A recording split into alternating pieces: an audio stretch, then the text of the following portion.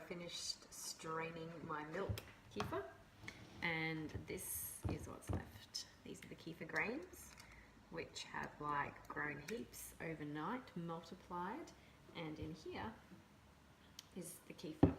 So the grains go back into the jar like that.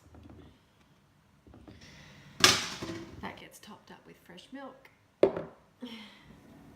And there it is, filled up with milk, ready to strain again tomorrow afternoon. And this is what we drink. Ready for breakfast tomorrow. Cheers. This is a little bit of a follow-up to the video that I recorded last night about milk kefir.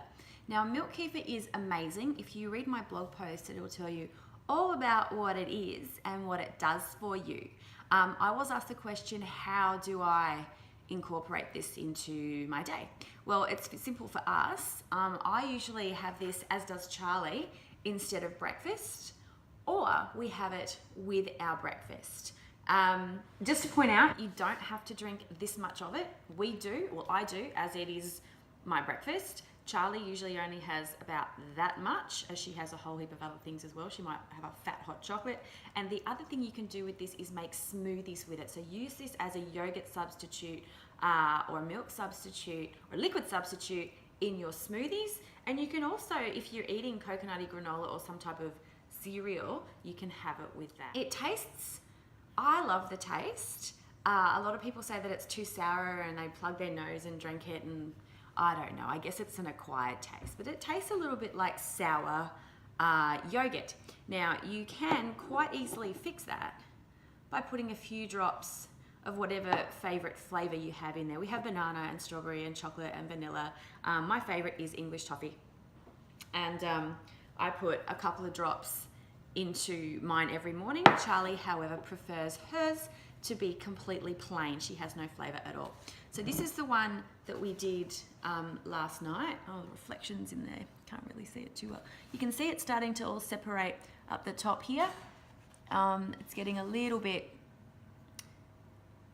yeah, it's not ready yet. I usually do mine in the late afternoon, so it's ready for the next morning. So all I do, it goes in all sorts of jars. We've got too much at the moment because Chris didn't have them one morning, so now we've got a little bit extra. That's all right. You only put as much milk in as you need, but we've got people staying with us this weekend, so I'm assuming they're going to want to try some. So all you do is pour it, see if it's quite thick, into a glass, a couple of drops, 2, 3, don't do 4 though. 4 makes it really, really sweet. And then, grab a spoon, stir it in. It's very scientific stuff here. Preparation's pretty tricky. And then you drink it up.